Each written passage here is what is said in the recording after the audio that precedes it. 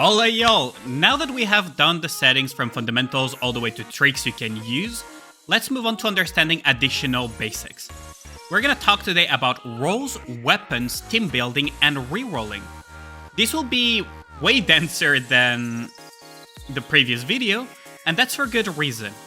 If you want a great start, you must understand these fundamentals, and for veterans, weapon tricks and understanding bases of team building that will be used for future guide videos such as solo raid will be incredibly important, as all of the guides in this series will assume that you have watched the previous videos before starting the next one. After all, if you skip out on the fundamentals, how can you even begin to understand the advanced stuff, right? If you think I am kidding, let's never forget the comments of people, veterans included, thinking that Scarlet Black Shadow would be bad because she was a rocket launcher when she was announced. So, let's talk weapons. From here we'll build a lot of fundamentals, so keep all of these things in mind. The first weapon we will talk about is the SMG, submachine gun. It has high ammo capacity, but has low range, so its effective range is near for range bonus, by the way. It has low accuracy, low burst generation rate, but great fire rate of 20 bullets per second. The next weapon we're going to talk about is the assault rifle. It does decent damage, but has low burst generation.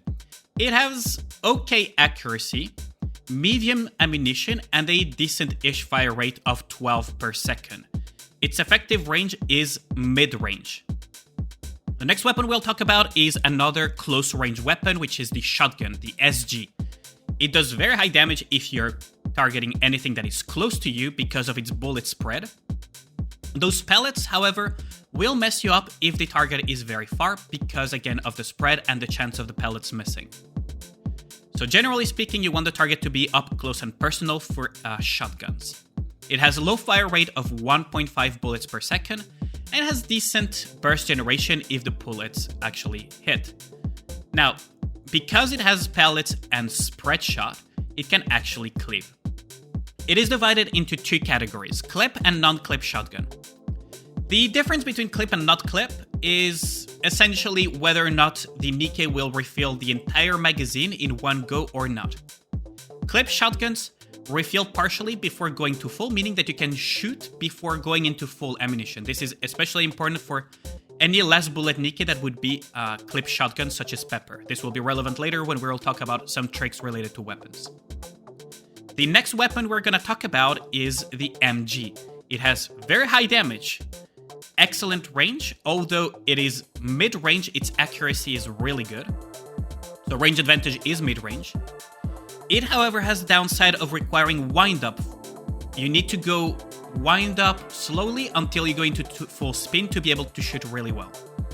It has the highest fire rate at full spin, that is directly tied to your frame rate at a maximum of 60 per second, tied to the cap of frame rate of the game, being 60 frames per second. It has also the highest ammo cap as a result, because of the amount of bullets that it shoots per second. The next weapon we're going to talk about is the rocket launcher. It has a decent fire rate when you're quick firing, which will be a trick that we'll talk about later, of 4 to 4.5 rockets per second. I almost said bullets. It has decent damage and also does splash damage, which is really good when you want to do some AoE damage as well. It has, however, the downside of having to use a wind-up every shot. You have to charge it before shooting out. It doesn't have any range advantages whatsoever, and has, generally speaking, a low ammo count, on average somewhere around 6. It has extraordinary burst generation, especially for clip rocket launchers, and needs manual play for maximum efficiency. Clip rocket launchers, generally speaking, have significantly more burst generation than regular rocket launchers.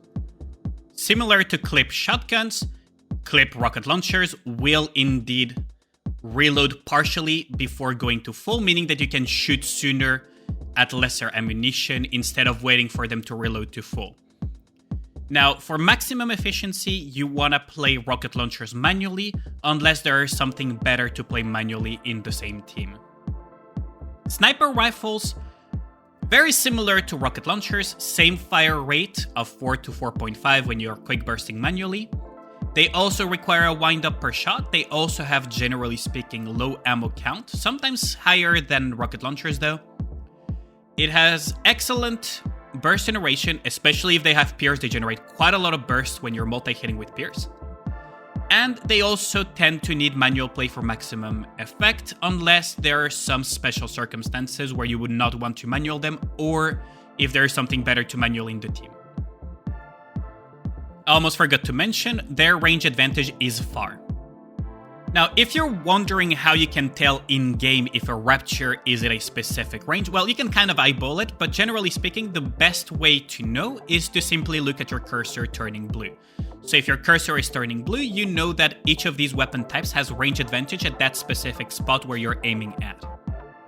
Now, I spent quite a while explaining every single weapon in the game, but now what I'm going to tell you is gonna make you wonder why the hell I even talked about it in the first place. Weapon types, for the most part, do not matter at all. There exist within weapon archetypes some subsets of weapons that can influence a Nikke's effectiveness within that weapon category. One of the best examples is I talked about the low accuracy of shotguns, especially at a distance. Well, there exist Nikkes like Mate Privity that increase their own accuracy the more they shoot, meaning that they negate a part of it. The other thing to keep in mind as well is that skills are what mostly make or break a Nikke. When I was talking about SMGs, it would seem that they're the worst weapon ever, and you would be, in a vacuum, kind of right. But some of the most powerful Nikkes in the game, especially supports, are SMGs, such as Volume, especially Leader, and the like. Now, skills can also compensate for the weaknesses or enhance their strengths. So, for example, if we're talking about shotguns, Summerinis and Privity cover some of the shotgun weaknesses with their skills that allow them to strike targets that are kind of like outside of the effective range of shotguns with incredible accuracy and high damage. Weapon types can, however, influence how impactful a kit is in relation to its synergies with a weapon. If a Nikke has a last bullet mechanic, but has either very high ammo count or is not a clip shotgun / clips rocket launcher, it might be a little bit more difficult to pull off that specific skill. Not that it would matter though in certain cases, it just depends on how the skills work. That's what really is the most important thing, is what skills does the Nikke have and how much are they affected by the weapon type is secondary, but a consideration to keep in mind. Do, however, keep in mind some of these things. On average, shotguns tend to struggle against range. On average, SMGs will do very little damage and will struggle with range. On average, sniper rifles and rocket launchers will struggle with certain mechanics due to their fire rate and low ammo count. You can imagine things like Nihilist or Circles, which is a specific boss. On average, machine guns will struggle if they have low ammo counts or if they have big downtimes. And finally, on average, assault rifles will struggle moderately against everything. It sounds bad, but it's not as bad as you would think, because they're jack of all trades but master of none, and will also struggle with very fast stages at time due to their low burst generation. So, let's talk about the weapon tricks, however, because these are very important. Quick scoping and quick shooting that I mentioned earlier means that you're rhythmically tapping your sniper rifle or rocket launcher just enough to wind up a shot, but not for too long, and immediately release so that you shoot as soon as possible and then press immediately again as quickly as possible to shoot as many rockets or bullets as possible. This is very important because it will build up towards one of the top of the meta Nikkes at the moment called Alice that has an entire kit that revolves around quick scoping. What is very important is that it's not about how quickly you press, it's about the rhythm. You have to hold on enough to be able to wind up the shot, but not for too long so that you don't spend too much time winding up. It's just barely enough, and then you release and immediately go into the next shot. So hold on, release, go immediately into the next one. Hold on, release, go immediately into the next one. An additional trick as well, this is for machine guns in particular, is anti-wind down. It is very similar to quickscope in appearance, but it's for different purposes. So as I mentioned, machine guns have the necessity of winding up to go into full spin. But sometimes bosses and enemies will teleport, disappear, or jump around, or have some small amount of downtime, and you don't want to wind down your machine gun. So what you would do is you would tap a little bit to keep the spin, but waste as few bullets as possible. You keep the spin a little bit, release. Keep the spin a little bit, release. So that once the boss reappears, you can go immediately into full spin DPS onto him. The final thing is manually clip shotguns when they have final bullet mechanics, such as Pepper.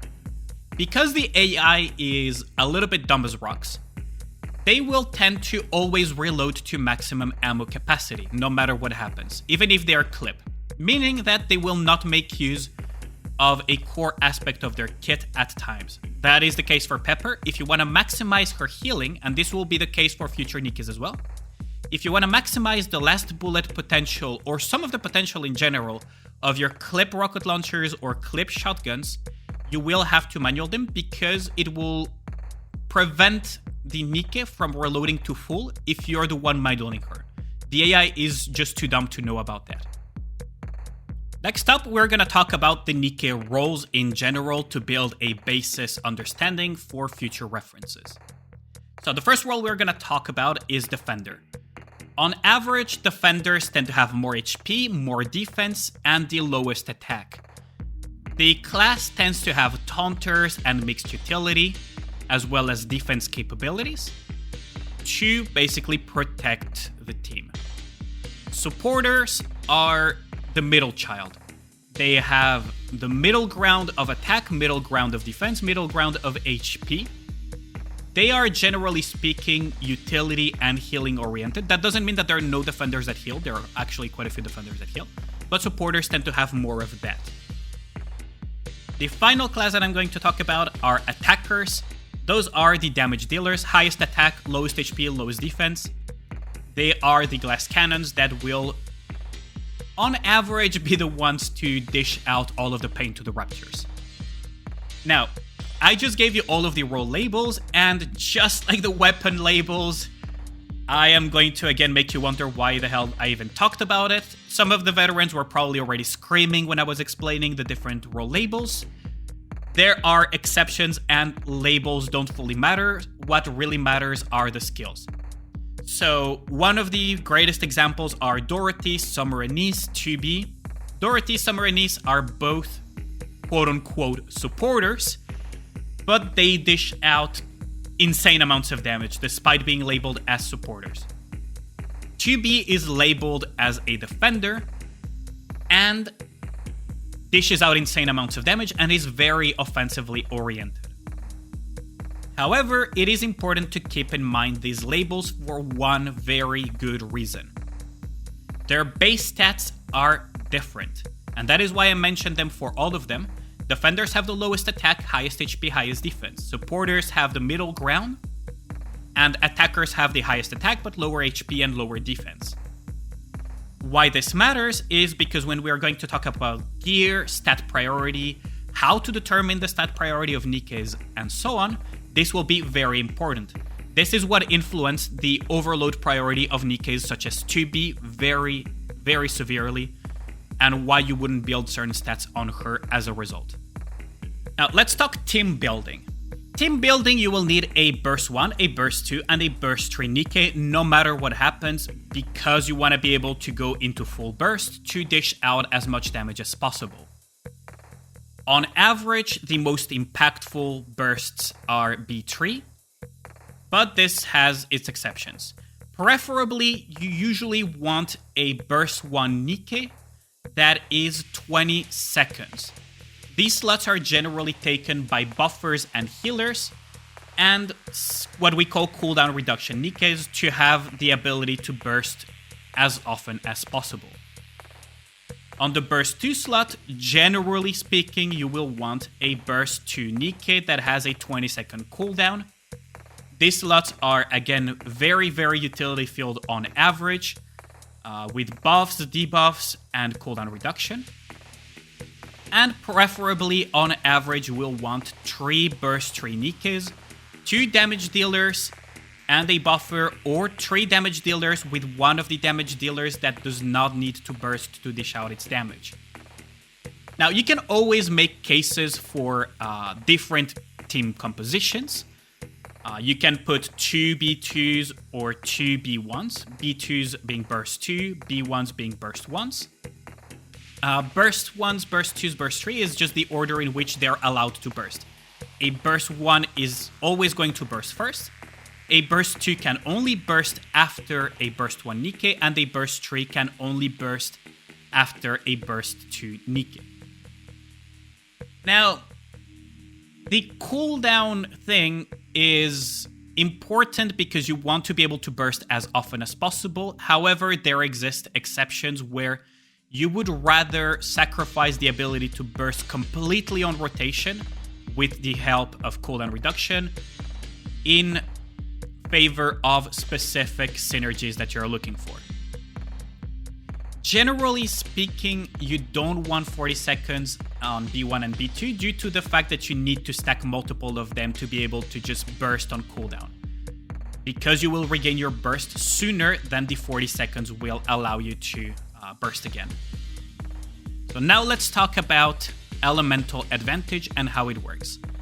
So I will put the elemental chart and I will just explain generally how it works. Elemental advantage is a bonus on damage that a Nikke will have on whatever is weak to her element. Most of the time, elemental advantage is really good to have, but at the same time, it really depends on what you have in your team. So sometimes you will skip out completely on elemental advantage unless you are forced to by mechanics such as elemental shields, which we will talk in a future video, or very specific scenarios in solo raid or union raid. If you do have good damage dealers in that element that are built, however, you do want to take advantage of it if possible. Let's talk about synergies and anti-synergies when it comes to team building. I was talking about last bullet mechanic, Nikkes, earlier, and you're probably wondering what the hell does that mean if you're a newer player or someone that has not met that mechanic yet. Certain Nikkes, they want very specific things. So some Nikkes will get their abilities or skills if they fire the final bullet in their magazine, meaning that they want to empty their magazine as often as possible, which is counterintuitive because they would be reloading very often, instead of having a very high ammunition count that would delay that final bullet. There are other Nikkes that have incredibly slow reload times, so either you have to counteract that with reload speed, or you just delay the necessity to reload by increasing their ammo count. There exist Nikkes that increase ammo count, and there exist Nikkes that reduce ammo count. As a result, certain Nikkes will want to be paired with other Nikkes, and will absolutely want to avoid other specific Nikkes like the plague. A very good example is Noir, that increases ammo count by quite a bit, and Dorothy, that has her cooldown reduction tied to firing her final bullet, meaning that those two do not go together at all. So, let's talk about a min-maxer new player's favorite topic, rerolling. So I will briefly go over the different Nikkes to aim for when rerolling. Do keep in mind that except for Leader and Dorothy, the highest priority will always be B3s, or Burst 3 Nikkes, and even for Leader and Dorothy, it's often better to have meta Burst 3 Nikkes than B1s and B2s because of the much higher impact that they tend to have on average. I will very briefly describe what each Nikke does, and do keep in mind it is absolutely not worth rerolling for absolute meta if it burns you out. So for Burst 1, we're gonna have Leader, who is a cooldown reduction Nikke that has very powerful attack buffs, ammunition buffs, and crit damage buffs. The second Burst 1 Nikke that is also incredibly good to aim for is Dorothy the Pilgrim. She has cooldown reduction, insane amounts of damage, ridiculous amounts of damage, and damage to parts buffs, which enable the rest of the team to do more damage to parts for bosses and the like.